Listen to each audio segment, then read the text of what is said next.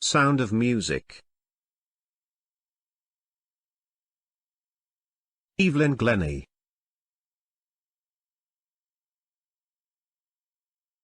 Rush hour crowds jostle for position on the underground train platform.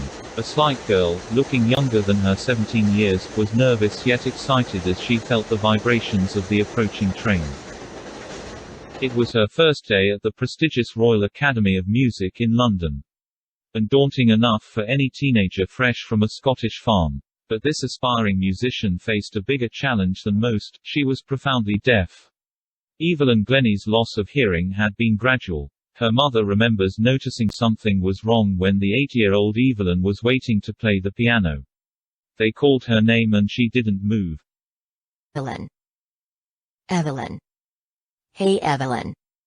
Hey Eveline, where are you lost? She hadn't heard. For quite a while Evelyn managed to conceal her growing deafness from friends and teachers. But by the time she was 11 her marks had deteriorated and her headmistress urged her parents to take her to a specialist. It was then discovered that her hearing was severely impaired as a result of gradual nerve damage. They were advised that she should be fitted with hearing aids and sent to a school for the deaf. In spite of everything turning black in front of her eyes, she would not lose hope. But Evelyn was not going to give up. She was determined to lead a normal life and pursue her interest in music. One day she noticed a girl playing a xylophone and decided that she wanted to play it too. Most of the teachers discouraged her, but percussionist Ron Forbes spotted her potential. He began by tuning 2 large drums to different notes. Try to sense it some other way. I can feel the higher drum from the waist up and the lower one from the waist down. Forbes repeated the exercise, and soon Evelyn discovered that she could sense certain notes in different parts of her body. She opened her mind and body to sounds and vibrations. Rest was sheer determination and hard work. She never looked back from that point onwards. She toured the United Kingdom with a youth orchestra, and by the time she was 16, she had decided to make music her life. She auditioned for the Royal Academy of Music and scored one of the highest marks in the history of the Academy. She gradually moved from orchestral work to solo performances.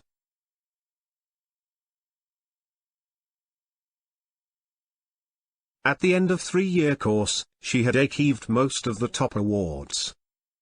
And she got right to the top, the world's most sought-after multi-percussionist with a mastery of some 1,000 instruments, and hectic international schedule. It is intriguing to watch Evelyn function so effortlessly without hearing. Men with bushy beards give me trouble. It is not just watching the lips, it's the whole face, especially the eyes. My speech is clear because I could hear till I was 11. But that doesn't explain how you managed to learn French and master basic Japanese. What about your mastery in music?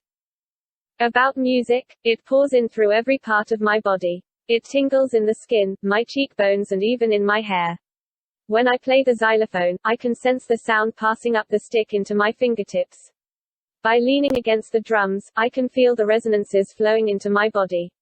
On a wooden platform I removes my shoes so that the vibrations pass through my bare feet and up my legs. Not surprisingly, Evelyn delights her audiences. In 1991 she was presented with the Royal Philharmonic Society's prestigious Soloist of the Year award. God may have taken her hearing, but he has given her back something extraordinary. What we hear, she feels far more deeply than any of us. That is why she expresses music so beautifully.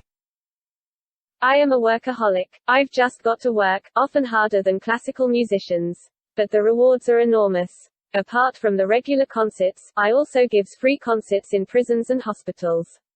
I also gives high priority to classes for young musicians. Shining inspiration for deaf children. They see that there is nowhere that they cannot go. Evelyn Glennie has already accomplished more than most people twice her age. She has brought percussion to the front of the orchestra, and demonstrated that it can be very moving. She has given inspiration to those who are handicapped, people who look to her and say, if she can do it, I can. And, not the least, she has given enormous pleasure to millions. Bismillah Khan. Emperor Aurangzeb banned the playing of a musical instrument called pungi in the royal residence, for it had a shrill, unpleasant sound. Pungi became the generic name for reeded noisemakers. Few had thought that it would one day be revived. A barber of a family of professional musicians, who had access to the royal palace, decided to improve the tonal quality of the pungi. He chose a pipe with a natural hollow stem that was longer and broader than the pungi, and made 7 holes on the body of the pipe. When he played on it, closing and opening some of these holes, soft and melodious sounds were produced. He played the instrument before royalty and everyone was impressed. The instrument, so different from the pungi, had to be given a new name. As the story goes, since it was first played in the Shah's chambers and was played by an barber, the instrument was named the Shehnai. The sound of the Shehnai began to be considered auspicious. And for this reason it is still played in temples and is an indispensable component of any North Indian wedding. In the past, the Shehnai was part of the Naubat, or traditional ensemble of 9 instruments found at royal courts. Till recently it was used only in temples and weddings. The credit for bringing this instrument onto the classical stage goes to Ustad Bismillah Khan. As a 5-year-old, Bismillah Khan played Gilli Danda near a pond in the ancient estate of Dumraon in Bihar. He would regularly go to the nearby Bihariji temple to sing the Popuri Chaita, at the end of which he would earn a big laddu weighing 1.25 kilograms, a prize given by the local Maharaja. This happened 80 years ago, and the little boy has travelled far to earn the highest civilian award in India, the Bharat Ratna. Born on the 21st of March 1916, Bismillah belongs to a well-known family of musicians from Bihar. His grandfather, Rasul Baksh Khan, was the Shehnai Nawaz of the Bhojpur king's court. His father, Paigambar Baksh, and other paternal ancestors were also great Shehnai players. The young boy took to music early in life. At the age of 3, when his mother took him to his maternal uncle's house in Benares, now Varanasi, Bismillah was fascinated watching his uncles practice the Shehnai. Soon Bismillah started accompanying his uncle, Ali Baksh, to the Vishnu temple of Benares, where Baksh was employed to play the Shehnai. Ali Baksh would play the Shehnai and Bismillah would sit captivated for hours on end. Slowly, he started getting lessons in playing the instrument and would sit practicing throughout the day.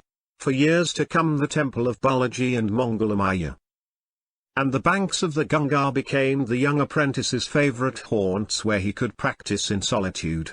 The flowing waters of the Ganga inspired him to improvise and invent ragas that were earlier considered to be beyond the range of the Shehnai. At the age of 14, Bismillah accompanied his uncle to the Allahabad Music Conference. At the end of his recital, Ustad Faiz Khan patted the young boy's back and said, "Work hard and you shall make it." With the opening of the All India Radio in Lucknow in 1938 came Bismillah's big break. He soon became an often heard Shehnai player on radio. When India gained independence on the 15th of August 1947, Bismillah Khan became the first Indian to greet the nation with his Shehnai. He poured his heart out into rag coffee from the Red Fort to an audience which included Mahatma Gandhi and Pandit Jawaharlal Nehru, who later gave his famous Tryst with Destiny speech. Bismillah Khan has given many memorable performances both in India and abroad. His first trip abroad was to Afghanistan, where King Zahir Shah was so taken in by the maestro that he gifted him priceless Persian carpets and other souvenirs. The King of Afghanistan was not the only one to be fascinated with Bismillah's music. Film director Vijay Bhatt was so impressed after hearing Bismillah play at a festival that he named a film after the instrument called Gunjuti Shehnai. The film was a hit. And one of Bismillah Khan's compositions, Dil Ka Khilona Hai Toot Gaya, turned out to be a nationwide chartbuster. Despite this huge success in the celluloid world, Bismillah Khan's ventures in film music were limited to 2, Vijay Bhatt's Gunjuti Shehnai and Vikram Srinivas's Kannada venture, Sanadiyapana. He said that he just couldn't come to terms with the artificiality and glamour of the film world. Awards and recognition came thick and fast. Bismillah Khan became the first Indian to be invited to perform at the prestigious Lincoln Center Hall in the United States of America. He also took part in the World Exposition in Montreal, in the Cannes Art Festival and in the Osaka Trade Fair. So well known did he become internationally that an auditorium in Tehran was named after him to Harmozake Ustad Bismillah Khan. National awards like the Padma Shri, the Padma Bhushan and the Padma Vibhushan were conferred on him. In 2001, Ustad Bismillah Khan was awarded India's highest civilian award, the Bharat Ratna. With the coveted award resting on his chest and his eyes glinting with rare happiness, he said, "Like to say is, teach your children music, this is Hindustan's richest tradition, even the West is now coming to learn our music." In spite of having travelled all over the world, Khan Sahib, as he is fondly called, is exceedingly fond of Benares and Dumranon, and they remain for him the most wonderful towns of the world. A student of his once wanted him to head a Shehnai school in the USA, and the student promised to recreate the atmosphere of Benares by replicating the temples there. But Khan Sahib asked him if he would be able to transport River Ganga as well. Later he is remembered to have said, Whenever I am in a foreign country, I keep yearning to see Hindustan. While in Mumbai, I think of only Benares and the holy Ganga. And while in Benares, I miss the unique Matha of Dumron. Ustad Bismillah Khan's life is a perfect example of the rich, cultural heritage of India, one that effortlessly accepts that a devout Muslim like him can very naturally play the Shehnai every morning at the Kashi Vishwanath temple.